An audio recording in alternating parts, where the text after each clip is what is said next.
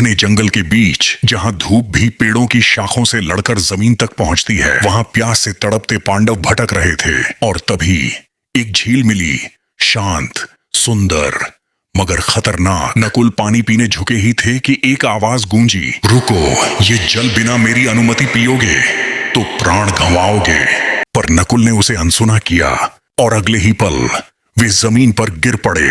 एक एक करके सहदेव, अर्जुन, भीम, सबने उस अदृश्य शक्ति की चेतावनी को चुनौती दी और सब गिर पड़े। तभी आई युधिष्ठिर। भाइयों को निढाल पड़ा देख उनका हृदय कांप उठा, पर उनकी बुद्धि पहाड़ की तरह स्थिर। यक्ष की आवाज फिर गूंजी, यक्ष, सबसे धनी कौन है? युधिष्ठिर, जो संतोषी है वही सबसे धनी है। यक्ष, क्या मनुष्य को मित्रवान बनाता है? युधिष्ठिर, सत्कार और मधुर भाषण मनुष्य को सबका प्रिय बनाता है। यक्ष, सबसे तीव्र क्या है? युधिष्ठिर, मन, जो क्षण भर में कहीं भी पहुंच सकता है। यक्ष, आकाश से ऊंचा क्या है? युधिष्ठिर, पिता का स्नेह आकाश से भी ऊंचा है। यक्ष, पृथ्वी से भारी क्या है?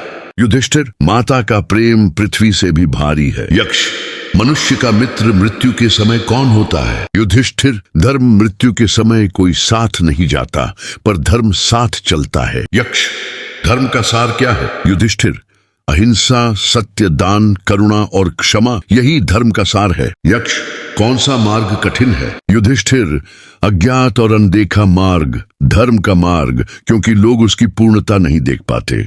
यक्ष, कौन सा मनुष्य जीवित होते हुए भी मृत समान है? युधिष्ठिर, जो दूसरों से दान नहीं करता वह जीवित होकर भी मृत के समान है। यक्ष, मनुष्य का जीवन क्या है?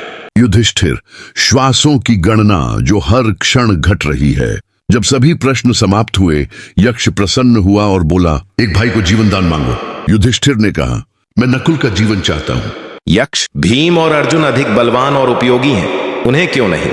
युधिष्ठिर, कुंती का एक पुत्र, मैं जीवित हूं, पर माद्री के दोनों पुत्र मर गए। न्याय यह है कि दोनों माताएं समान दुख सुख पाएं, इसलिए मैं माद्री के पुत्र नकुल को जीवन देना चाहता हूं। इस उत्तर ने यक्ष को अत्यंत प्रसन्न कर दिया।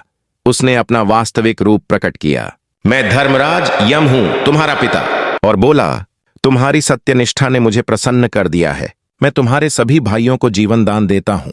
चारों भाई उठकर स्वस्थ हो गए और समूह पुनः वनवास की यात्रा पर बढ़ गया।